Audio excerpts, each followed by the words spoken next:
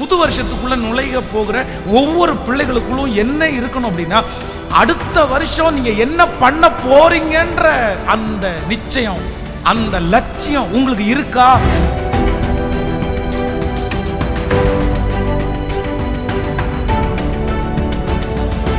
உங்களுடைய வேலையை எப்படி நீங்க உயர்த்த போறீங்க? உங்களுடைய சம்பாத்தியம் என்ன? ஜெபத்துல என்ன தரிசனம் உங்களுக்கு? சர்ச்சில் என்ன தரிசனம் இருக்குது? உங்களுடைய பரிசுத்த வாழ்க்கையில உங்களுடைய தரிசனம் என்ன? ஏதாவது இருக்கா? குறித்த காலத்திற்கென்று தரிசனம் வைக்கப்பட்டிருக்கிறது. அது நிறைவேறாம போகாது. கண்டிப்பாக ஒரு நாள் உங்க தரிசனம் நிறைவேறும். அது காலங்கள் தாண்டினாலும் நீ உங்க தரிசனம் நிறைவேறாம போகும். ஆனா அந்த டார்கெட்டோட போறீங்களா?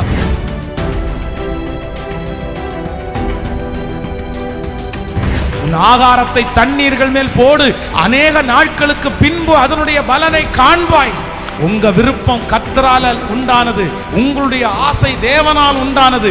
அதற்கு உயிர் கொடுக்கிறவர் கர்த்தர். காற்றை காண மாட்டீர்கள், மழையை பார்க்க மாட்டீர்கள், ஆனால் உங்கள் பள்ளத்தாக்கு தண்ணீரால் நிரப்பப்படும். ஏன்னா தரிசனத்தை விதைக்கிறவர் கர்த்தர். தரிசனத்தோட தரிசனத்தோட தரிசனத்தோட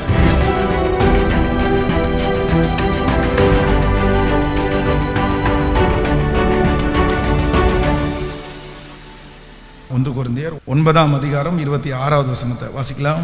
ஆதலால் நான் நிச்சயம் இல்லாதவனாய் ஓடேன், ஆகாயத்தை அடிக்கிறவனாய் சிலம்பம் பண்ணுவேன். அப்போஸ்தலனாகிய பவுல் இந்த இடத்துல சொல்றாரு, ஆகையால் நான் நிச்சயம் இல்லாதவனாக ஓடேன், நான் நிச்சயம் இல்லாதவனாய் ஓடேன்.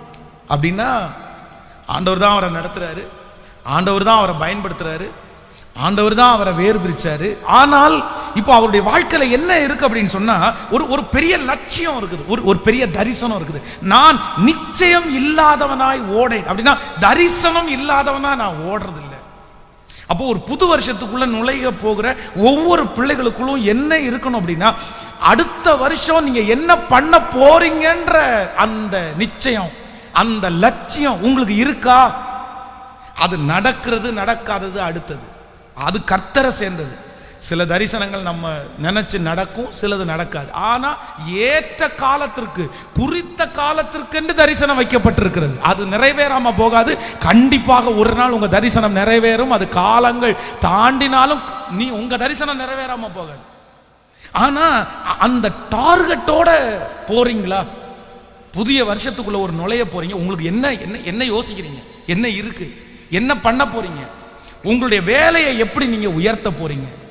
உங்களுடைய சம்பாத்தியம் என்ன? ஜெபத்துல என்ன தரிசனம் உங்களுக்கு இருக்குது? சர்ச்சில் என்ன தரிசனம் இருக்குது? உங்களுடைய பரிசுத்த வாழ்க்கையில உங்களுடைய தரிசனம் என்ன? ஏதாவது இருக்கா? சிலர் அப்படி அது எதுவுமே இருக்காது அவங்களுக்கு. அவ்வளவுதான், சாப்பிட்டோமா தூங்குனோமா. அதான் ஒரு 85 வயசான ஒரு அம்மா ஒரு பாஸ்டருக்கு முன்னாடி உட்கார்ந்து சொன்னாங்களாம், எனக்காக ஜெபம் பண்ணுங்க எனக்கு. அப்படி உடனே அப்பா அவர் கேட்டாராமா, 85 வயசு ஆச்சுமா அவனுக்கு, உங்களுக்கு என்ன ஜெப குறிப்புன்னு கேட்டாராமா. உடனே அவங்க சொன்னாங்களாமா, எனக்கு கண்ணு தெரியணும்னு ஜெபம் பண்ணுங்க. நான் உடனே இவர் நினைச்சாராமா, 85 வயசுல உங்களுக்கு தெரிஞ்சா என்ன? இல்லை அப்படி அவர் சொல்லும்போது சொன்னார், தெரிஞ்சா என்ன தெரியல என்ன அப்படி. ஆனாலும் சரி, கண்ணு தெரியணும்னு இந்த அம்மா ஜெபம் பண்றாங்களே அப்படின்னு, இயேசுவே இந்த அம்மாவுடைய விருப்பத்தின்படி கண்ணை தெரியும் அப்படின்னு ஜெபம் பண்ணிட்டு போனா லைனா நிற்கிறாங்களா 100 பேர். இந்த அம்மா மட்டும் கையை உயர்த்தி, இயேசுவே எனக்கு கண்ணு தெரிஞ்சதற்காக ஸ்தோத்திரம், எனக்கு கண்ணு தெரிஞ்சதற்காக ஸ்தோத்திரம். ஸோ 85 வயசுல கர்த்தருடைய சமூகத்தில் ஒரு அற்புதத்தை வாங்கணும்னு ஒரு அம்மாவுடைய ஜெபத்தை கர்த்தர் கேட்டு அங்கேயே அற்புதம் செய்வாருன்னா, சாதிக்கணும், வாழணும், தரிசனம் இருக்கிறவங்களுக்கு என் கர்த்தர் அந்த தரிசனத்துக்கு உயிர் கொடுக்காம போக மாட்டாரு. உன் ஆகாரத்தை தண்ணீர்கள் மேல் போடு, அநேக நாட்களுக்கு பின்பு அதனுடைய பலனை காண்பாய். உங்க விருப்பம் கர்த்தரால் உண்டானது, உங்களுடைய ஆசை தேவனால் உண்டானது. அதற்கு உயிர் கொடுக்கிறவர் கர்த்தர். காற்றை காண மாட்டீர்கள், மழையை பார்க்க மாட்டீர்கள், ஆனால் உங்கள் பள்ளத்தாக்கு தண்ணீரால் நிரப்பப்படும். ஏன்னா தரிசனத்தை விதைக்கிறவர் கர்த்தர். தரிசனத்தோட தரிசனத்தோட தரிசனத்தோட அந்த தரிசனத்திற்காக எதுவுமே இல்லைனாலும் பரவாயில்ல, ஜெபம் இருந்தா போதும், ஜெபம் இருந்தா போதும். இடைவிடாமல் விட்டு கொடுக்காம நான் தொடர்ந்து போவேன், தொடர்ந்து ஓடுவேன். அப்போ யோசிங்க, ஒரு நோட்டு எடுத்து எழுதுங்க. உங்க தரிசனத்தை எழுதுங்க. இப்படி மாறணும், இப்படி வாழணும் அப்படின்னு. ஆரம்பம் அவ்வளவுதான், கஷ்டம்தான். ஆரம்பம் எப்பவுமே லெகுவா இருக்காது. கல்லுல நார் உரிக்கிறது மாதிரி தான் இருக்கும். கல்லுல உரிக்க முடியுமா? அதான் ஃபர்ஸ்ட் வாழ்க்கை. எடுத்து வச்ச உடனே அவ்வளவுதான், உடனே சோர்ந்து போயிடக்கூடாது. காத்திருக்கணும், தரிச்சிருக்கணும், அப்படியே அர்ப்பணிச்சிருக்கணும். ஏற்ற காலம் ஒன்று வரும். அப்பொழுது கர்த்தர் அவருடைய பலத்த கைக்குள்ள அடங்கி இருக்கிற உங்களை மகிமையா கொண்டு வந்து நிறுத்துவார். ஹல்லேலூயா. ஆண்டவரிடத்துல சொல்லுங்க, ஆண்டவரே எனக்கு என்ன கொடுங்க அப்படின்னு சொன்னா, புதிய வருஷத்துக்குள்ள நான் போகும்போது இந்த வருஷத்துல ஒரு விஷனோட நான் போகணும் ஆண்டவரே. இந்த வருஷத்துல ஒரு தொழிலை ஆரம்பிக்கணும்னு ஜெபம் பண்ணிட்டு அதுக்கான ப்ராசஸ் எடுங்க.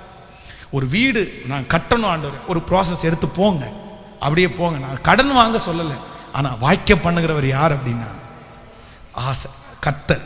அப்போ ஒரு ஊழியம் செய்யணும் ஆண்டவரே, என் வீட்டில் ஒரு பிரேயர் சலூன் ஆரம்பிக்கணும் ஆண்டவரே, சொல்லுங்க. அப்படி வரட்டும். சும்மா உட்காந்து அதான் என்னன்னா ஒரு மந்து பிடிச்ச மாதிரியே அப்படி நம்ம உட்காந்துடக்கூடாது.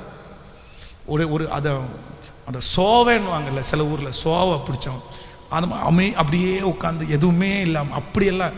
நான் உங்களை குற்றப்படுத்தலை, ஆனால் என்னன்னா கர்த்தரே அப்படிப்பட்டவங்களை வெறுக்கிறார். அப்படி எல்லாம் யுத்தம் நடந்துட்டு இருக்குது, பெரிய பிரச்சனை, என்ன விதைச்சாலும் அவ்வளவுதான், எதிரி பிடுங்கிட்டு போறான்.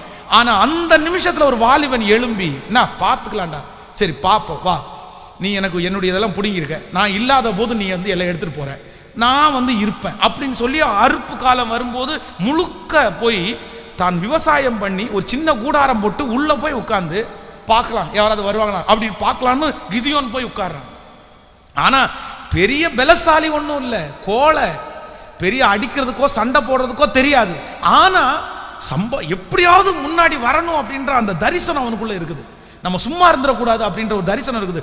போய் உட்கார்ந்து வேடிக்கை பார்த்துட்டு இருக்கிறான். அந்த இடத்துல தூதன் வந்து சந்திச்சு ஃபர்ஸ்ட் அவனை பார்த்து என்ன கூப்பிடுறாருன்னா, பராக்கிரமசாலியே, கர்த்தர் உன்னோடு கூட இருக்கிறார். சரி, எவ்வளவு நல்ல ஆண்டவருங்க.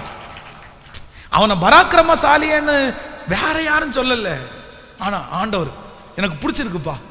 இத்தனை பேரும் பயப்பட்டு போய் வீட்டில் ஒதுங்கி கிடக்கும் போது நீ மட்டும் ஒரு விஷனோட போய் உட்கார்ந்து பார்த்துக்கலாம், எப்படியாவது கொஞ்சமாவது கிடைக்காதான்னு காப்பாற்றணும்னு நினைக்கிறியே, உன் மேலதான். உடனே அவன் சொல்றான், ஆண்டவரே நான் இஸ்ரவேலை எதுனாலே ரட்சிப்பேன். அப்ப அவங்க, என்னால முடியாது சாமி, நீங்க வந்து இந்த 50 சென்ட்டுக்கு நான் விவசாயம் பண்ணிட்டு உட்காந்துருக்கிறதுனால நான் பெரிய ஹீரோன்னு நினைச்சிடாதீங்க, நம்ம வந்து ரொம்ப வீக்கான பர்சன், என்னால ஒன்றும் பண்ண முடியாதுன்னு அவன் சொல்றான். ஆனா ஆண்டவர் என்ன சொல்றாருன்னா, ஒரே மனுஷனை முறியடிக்கிறது போல நீ மீதியானியரை முறியடிப்பாய். எவ்வளவு பூஸ்ட் பண்றாரு பாருங்க, எவ்வளவு உற்சாகப்படுத்துறாரு. சிஸ்டர், பிரதர், நீங்க மட்டும் சோர்ந்து போகாம தரிசனத்தோட நீங்க வந்து செய்யணும் ஆண்டவரே ஆண்டவரே அப்படின்னு போயிட்டீங்கன்னா கர்த்தரை மாதிரி உங்களை பூஸ்ட் பண்றதுக்கு வேற யாருமே இருக்க மாட்டாங்க. அவ்வளவு உற்சாகப்படுத்துவார் ஆண்டவர், உங்களை கொடுத்து உற்சாகப்படுத்துவாரு. உங்களை ஆரம்பத்தில் அப்படி இருக்கலாம், அப்புறம் கனப்படுத்தி அந்த இன்ட்ரெஸ்டை தானா கர்த்தர் உங்களுக்கு தந்துருவாரு. அப்படி வந்துச்சு அப்படின்னா நீங்க தான் இந்த உலகத்துல சாதனையாளர். ஹல்லேலூயா. பிள்ளைகள் ஆசைப்படுங்க, இந்த புது வருஷத்துல ஏதாவது ஒரு டார்கெட். எத்தனை பேர் ஆமோதிக்கிறீங்க? உங்க அம்மா தரிசனம் இல்லாம போயிருக்கலாம், அவங்க சொல்லலாம், நான் என் வாழ்க்கை முடிஞ்சிச்சு, என் காலம் முடிஞ்சிருச்சு. உங்க அப்பா ஒருவேளை, நான் ஒன்றும் செய்யலப்பா இந்த உலகத்துல வந்து, உனக்குன்னு ஒன்றும் வச்சுட்டு போகலப்பா. நான் சொல்றேன், வச்சுட்டு போகிறதுக்காக சொல்லலை, நீங்க நம்ம எல்லாம் ஒரு நாள் எல்லாத்தையும் விட்டுட்டு தான் போறோம். ஆனா இந்த உலகத்துல யார் முன்னாடியும் கைகட்டி நிற்காதபடி உனக்குள்ள என்ன இருக்கணும் அப்படின்னா தரிசனம்னு ஒன்று கண்டிப்பா. ஆமேன்னு சொல்லுங்க, கையை உயர்த்தி சொல்லுங்க அப்பாவை பார்த்து, நான் புதிய வருஷத்துக்குள்ள தரிசனம் இல்லாம நுழைஞ்சிடக்கூடாதுப்பா. கஷ்டமா இருந்தாலும் அது கொஞ்சம் தரிசனம் நிறைவேறதுக்கு கஷ்டம்தான், அதுக்கு சில நேரத்தில் நம்ம ஜீவனையும் கொடுக்க வேண்டியது இருக்கும். அது சுலபம் இல்லை, அது ரொம்ப ரிஸ்க் தான். அதுக்கு நிறைய நம்ம விட்டு கொடுக்க வேண்டியது இருக்கும், அதுக்கு நம்ம நிறைய ஃப்ரெண்ட்ஸை வெறுக்க வேண்டியது இருக்கும். ஆனாலும் கையை மேல உயர்த்தி சொல்லுங்க, ஆண்டவரே அந்த தரிசனத்தை நீர் தான் எனக்கு தரணும்னு கேளுங்க. அந்த மாதிரி ஒரு விருப்பத்தை நீங்க தான்ப்பா எனக்குள்ள வைக்கணும், அந்த மாதிரி ஒரு ஆசையை நீங்க தான்ப்பா எனக்குள்ள வைக்கணும்.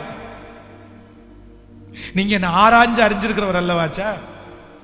சொல்லுங்க சொல்லுங்க, கர்த்தர் நிறைய தரிசனத்தை கர்த்தர் தரட்டும், விருப்பத்தை தரட்டும், வாஞ்சைய கர்த்தர் தரட்டும். இப்போ இந்த ஜெபத்திலேயே கர்த்தர் உங்களுக்கு தரட்டும். ஆமென். ஆண்டவரே, புதிய வருடத்துக்குள்ள நான் காலடி எடுத்து வைக்கும் போது ஒரு தரிசனத்தோட, நம்முடைய உட்காருதல் அவருக்கு தெரியும், நம்முடைய எழுதல் அவருக்கு தெரியும். உங்க மனசுல நீங்க வைத்திருக்கிற வாஞ்ச வைராக்கியம் எல்லாம் கர்த்தர் அறிகிறார். ஆமென். என்ன வேணும் அப்படின்னா, இந்த வருஷத்துக்குள்ள போகும்போது ஒரு தரிசனம் உங்களுக்குள்ள வேணும். ஒரு தரிசனத்தோட போகணும்.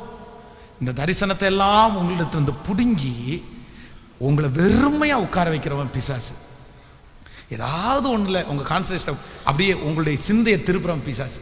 ஆனா நீங்க என்ன பண்ணணும் அப்படின்னு சொன்னா, ஆண்டவரே, நான் வாழணும், நான் வளரணும், நான் உயரணும், உயர்ந்து உமக்கு சாட்சியா வாழணும். ஆமென் சொல்லு. 10 பேர்கிட்ட கையை நீட்டி வாங்கும்போது அவன் ஒரு கேள்வி கேட்பான், உங்க ஆண்டவர் ஒன்று ஆசீர்வதிக்கலையான்னு கேட்பான். ஆனா 10 பேருக்கு காசு கொடுக்கும்போது, என் இயேசு என்ன ஆசீர்வதிச்சாருன்னு நீ கொடுக்கலாம். இப்போ சொல்லுங்க, இன்னொருத்தன் ஏன் ஆண்டவர் ஒன்று ஆசீர்வதிக்கலையான்னு கேட்கறது உங்களுக்கு வேணுமா? இல்லை நீ கொடுக்கும்போது என் தேவன் என்ன ஆசீர்வதிச்சிருக்கான்னு சொல்றது. நிறைய பாடுபடணும் ஆண்டவருடைய பிள்ளையே. சும்மா தான் அம்மா அப்பா நிறைய பேர் சொல்லுவாங்கல்ல, உங்க அப்பா என்ன மரமா நட்டு வச்சிருக்கிறாரு, உழுக்குன உடனே பணம் விடுறதுக்கு அப்படின்னு திட்டுவாங்கல்ல. அதான் நான் என்ன நம்புறேன் அப்படின்னா, நம்ம ஒன்றும் நமக்காக நட்டெல்லாம் வைக்கல, நம்ம அப்படி உழுவணும் பணம் அப்படி கொட்டுறதுக்கு இல்லை. பிரயாசம் எடுக்கணும், பாடுபடணும், தூங்காமல் இருக்கணும், ஜெபம் பண்ணணும், அதுக்காக எல்லாம் பண்ணணும். அந்த விலைக்கரையம் இல்லாமல், தியாகம் இல்லாமல் எதையுமே என்ன பண்ண முடியாதுன்னா, சிலுவை இல்லைன்னா சொல்லுங்க, பக்கத்தில் கையை பிடிச்சி சொல்லுங்க, சிலுவை இல்லைன்னா சீனிகாசனம் இல்லை. அந்த கமிட்மெண்ட் இல்லைன்னா ஒன்றும் பண்ண முடியாது. பண்ணணும். உங்க சாப்பாடு கூட அதுக்காக தாங்க சாப்பிடணும், தரிசனத்திற்காக சாப்பிடணும். நம்புறீங்களா இல்லையா? அதனால தான் சாப்பிட்றேன், அதனால தான் தூங்குறது கூட அதுக்காக தான் தூங்கணும். ஓகே, என் தரிசனத்திற்காக. ரொம்ப அழகான, இவன் சாதித்தான் என்று ஊர் சொல்ல என் கண்களை மூடணும், இவன் சாதித்தான் என்று ஊர் சொல்ல என் கண்களை மூட